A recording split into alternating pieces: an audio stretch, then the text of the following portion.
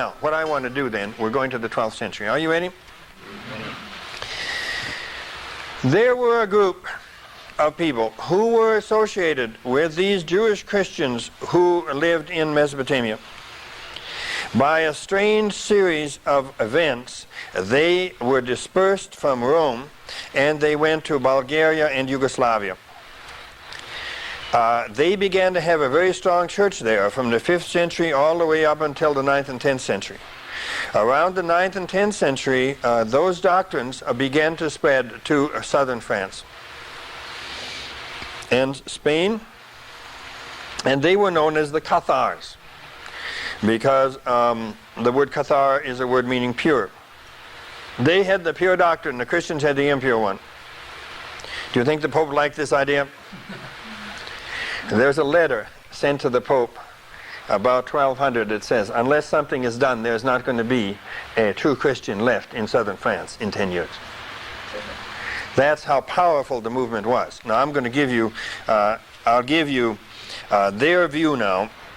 I'm going to give you 6 statements, because if you want to read about this, please read Love in the Western World by Denise de Rougemont. Denise of the Red Mountain, he was a friend of T.S. Eliot's. Love in the Western World. It's a great book, and it's the first one I came upon. It's still a very fine book. The Gnostics stood for passion. It happens that Denise de Rougemont doesn't like passion, but that's a little problem in the book. But his scholarship is marvelous. Love in the Western World. And then there's others. All the love poetry of that time testifies. I'll give you 5, 6 statements. From the Gnostic point of view, the impure doctrine, which is called the Catholic doctrine, we come from our mother's womb. That's number 1. Corresponding doctrine of the Gnostics, we are a spark fallen from the divine. The Gnostic tradition is that we came from a holy place down here, and this is a dark planet. And when we come down here, we fall into darkness, we fall into matter. And our job is to get well incarnated in this matter, because this world is absolutely perfect for what we are attempting to do, which is to get into matter and feel it, and when we get down at a certain point, then emotion starts upward. Sometimes you have to be 35 and an alcoholic before you're sufficiently down in the darkness of this planet and you have not sinned. You have followed the progress of the spark when it goes down into this planet. It divides into male and female. It divides into, it goes into the dark. Okay. So again, they are accusing the Christians of being literal-minded and without able to think mythologically. We come from our mother's womb. Okay. Second doctrine.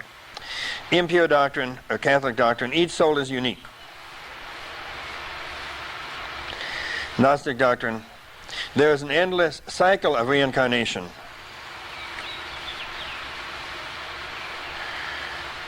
Rumi is a Sufi, and he has this second doctrine. For example, I'll give you one of his poems.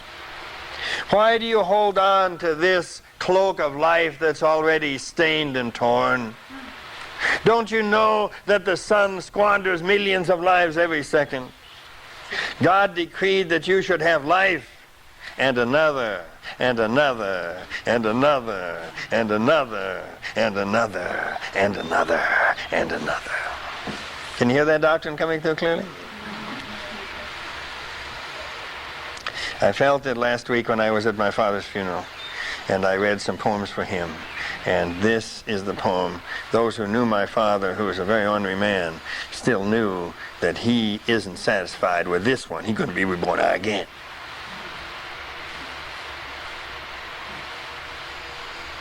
And some souls, you know that. Is that right? All right, shall we go on then? Third one. I'm going to give you the impure doctrine now, the Christian doctrine. The Father Spirit is highest. And this world of trees and animals is low and full of traps. That leads directly to don't masturbate. You know what I saw in a book? I bought it at the Guardi the other day. If God didn't intend us to masturbate, He wouldn't have given us such long arms. That's the other point of view. I love that. Anyway, so this leads directly to the pollution of the environment. The Father Spirit is highest, not the Mother Spirit. Did you get that? The Father Spirit is highest, and the world of trees and animals are low and full of traps.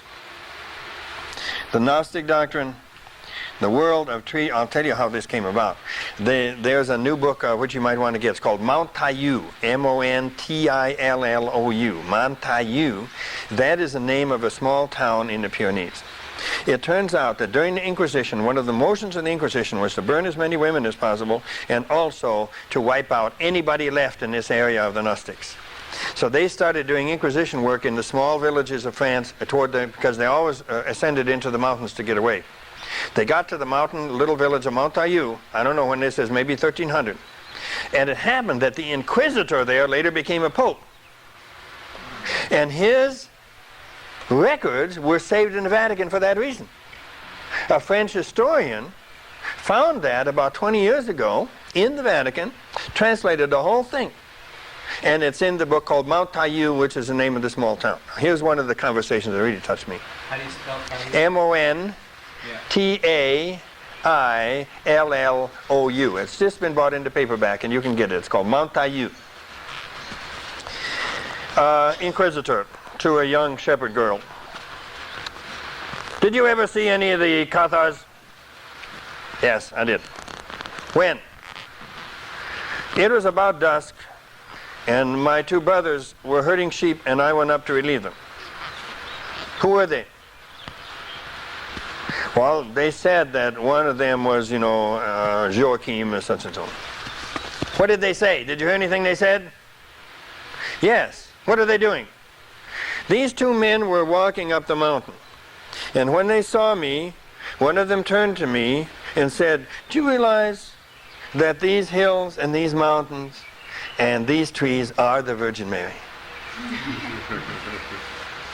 And what happened then? Well, we were so astonished that I brought this back to our little house. You have to remember how few ideas there would be floating around. We were so astonished that we brought this back to the house, and we talked about it 3 nights. For 2 or 3 hours every night. We thought it was such a marvelous thing that he had said. What is the name, And they got him and they killed him.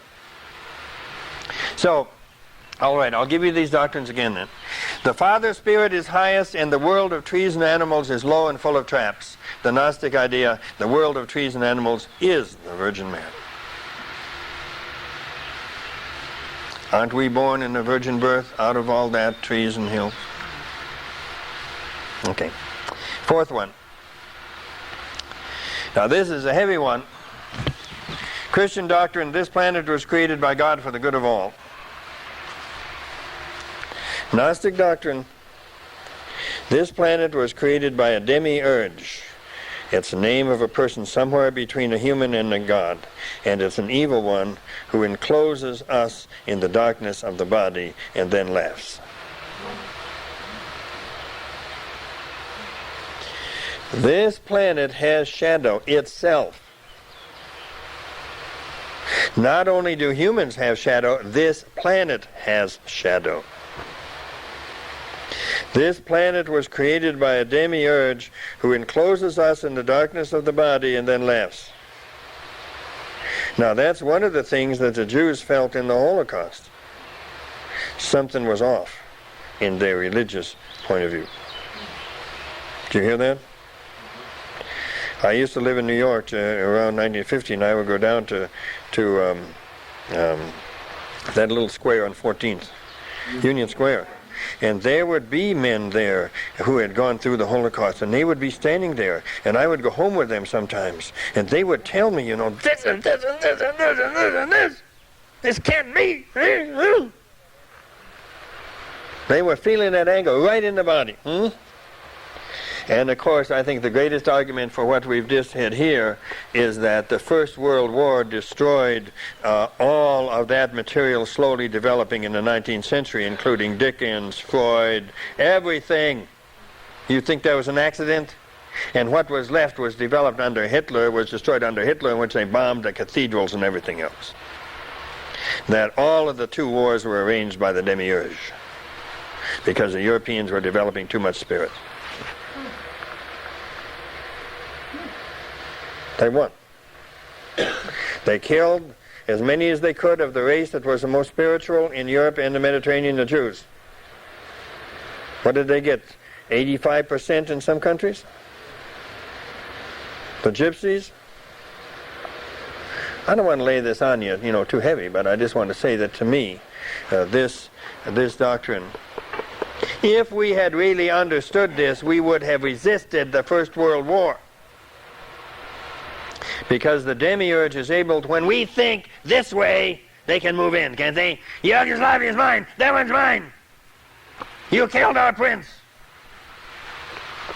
All right. The next one, 5. There's a democracy among all Christians, and the church recognizes no hierarchy among souls.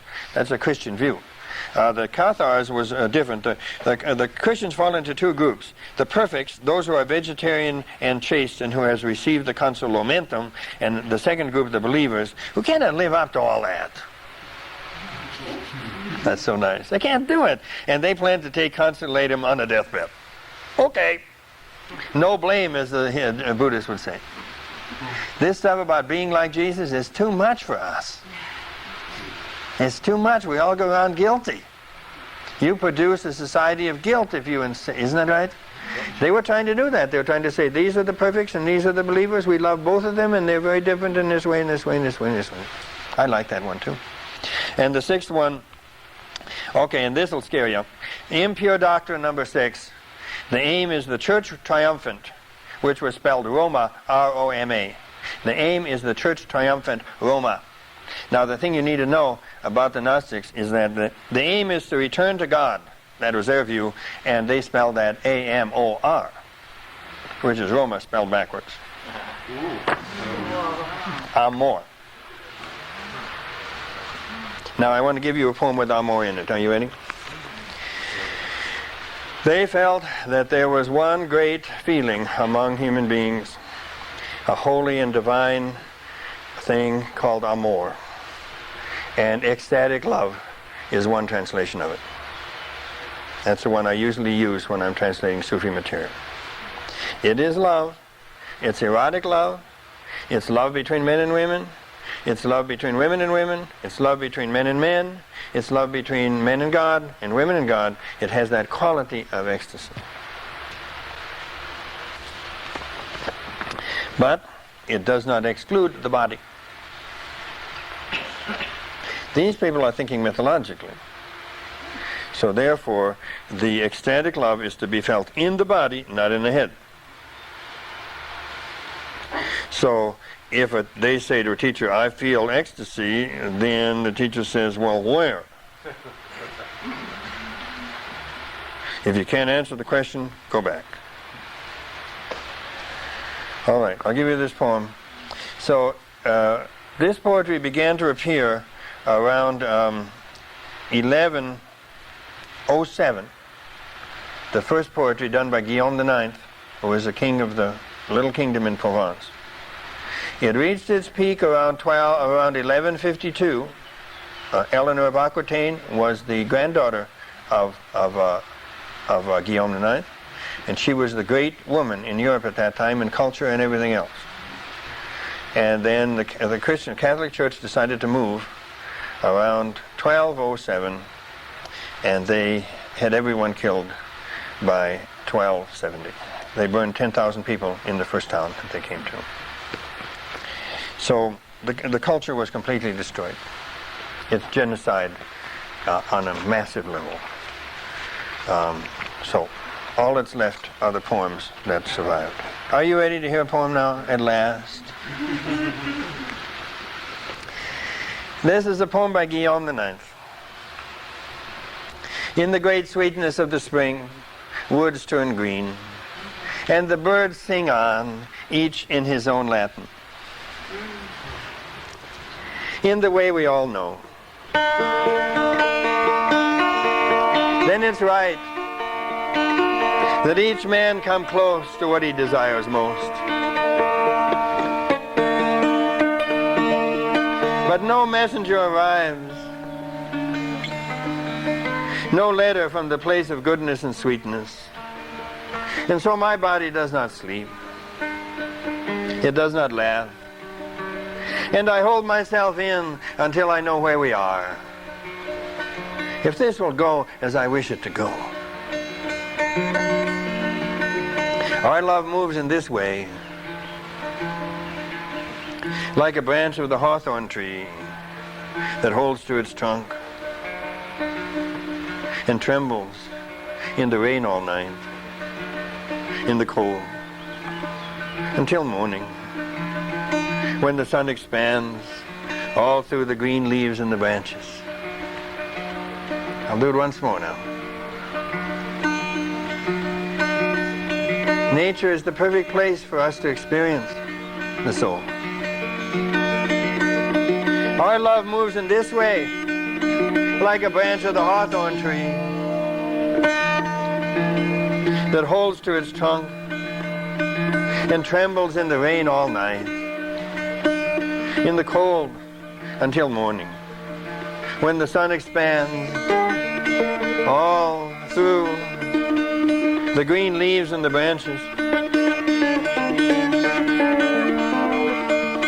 It reminds me of that other morning. Our sweet war we brought to an end. And she gave me a gift so great, her faithful valley and her ring. We call it the vagina. She gave me a gift so great, her faithful valley and her ring. I want my God to let me live, to have my hands beneath her cloak again. I want my God to let me live, to have my hands beneath her cloak again. Last stanza.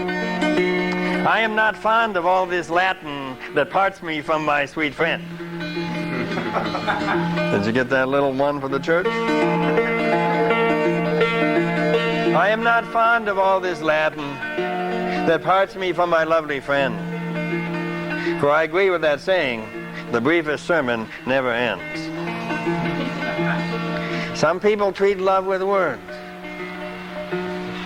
but we have the bread, and we have the knife.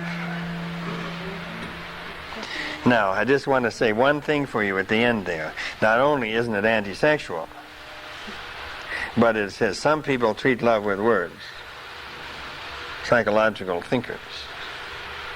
But we have the bread. Now, the most interesting thing that happened is that the whole respect for women that developed out of these people. We have the bread and we have the knife. That means that you do not go to a woman. So many of the early poems, the knight is riding out, he sees a shepherd girl, he gets off the horse, you know what's going to happen. That's called ripping the bread with your hands.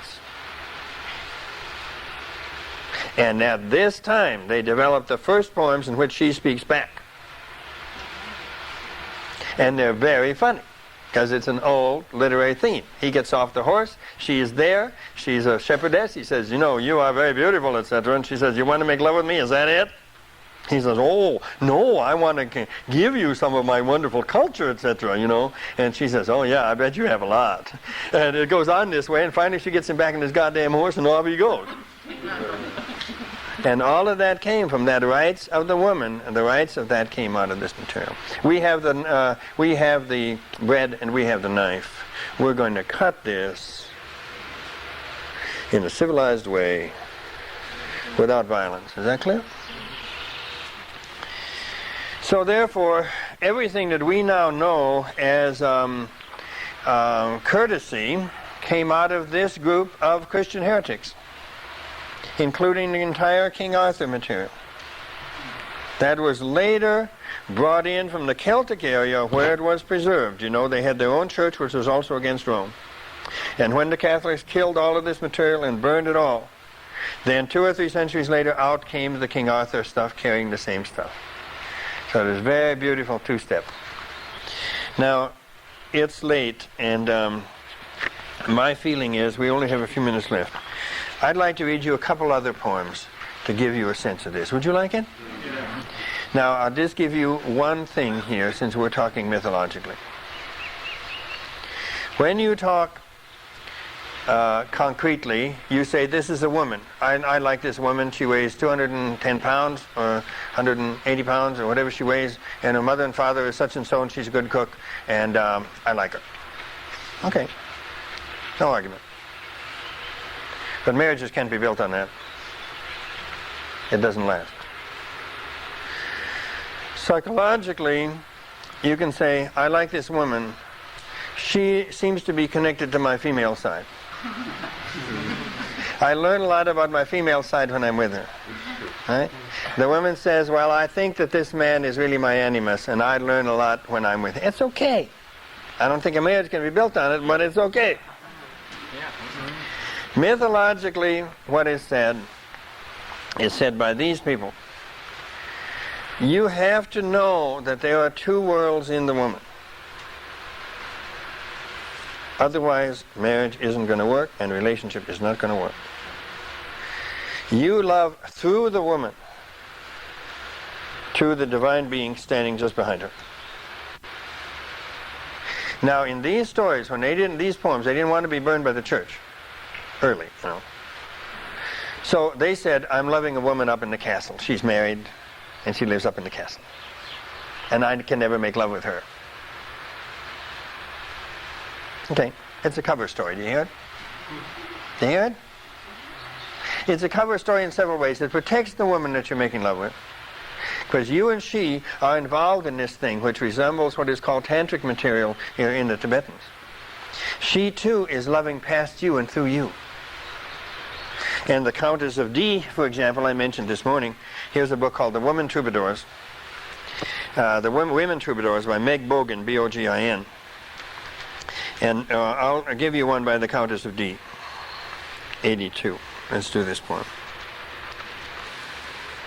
This is very hard for us to understand because we don't think mythologically. Maybe this will help. Shall I give you? Here's a little story the Chinese tell. Are you ready for this little story? A sexual story the Chinese tell.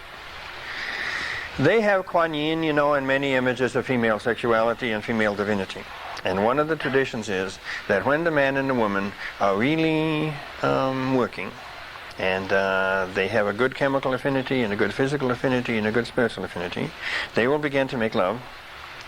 And he, for example, will make love in 30 different positions. And as he makes love in each position, he visualizes the divine woman behind her. Now, it takes a long time because the visualization is done with certain flowers, certain jewels, right? He goes through 30 of those. She is doing the same thing. She is visualizing with her tremendous imagination and her tremendous memory. She is visualizing in turn, as the position changes, 30 separate divine males. And by the time they get to number 29, they don't know where they are. They don't know whose body it is. They don't know anything anymore. Is that clear? That's the way cultivated people behave. It's not the way we behave. The Countess of D was probably from D, northwest of Maltimar. She was descended from the large families of the Vinois in Burgundy and was married to a lord of D. 4 of her poems have survived.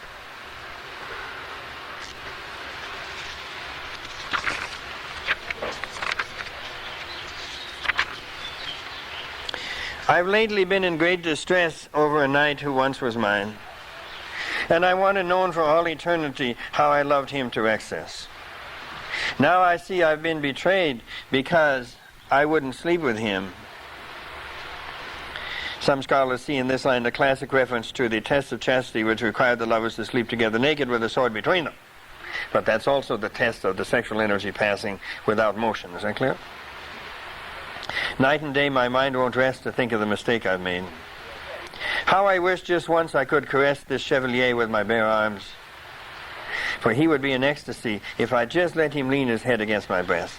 I'm sure I'm happier with him than Blanca Flor with Floris. And there's the mythology coming in. I'm sure I'm happier with him than Blanca Flor with Floris. My heart and love I offer him, my mind, my eyes, my life. Handsome friend, charming and kind, when shall I have you in my power? That's a nice line, non-naive. Handsome friend, charming and kind, when shall I have you in my power? If only I could lie beside you for an hour and embrace you lovingly, know this, that I'd give almost anything to have you in my husband's place. But only under the condition that you swear to do my bidding. Her husband's place would be as if she were married as a Catholic. I'm going to make love with your husband, that's all. The husband's place is the literal place, huh? But she wants to hold this divine male that's behind the male that she loves. She wants to hold him even for an hour in her husband's place, making love with her in this way. It's a different thing, isn't it? It's very different. Very different. So I think the thing we should do is to understand that this went on. They killed them all in Provence, and then it went on to Dante. And I'll tell you two little details just before we end.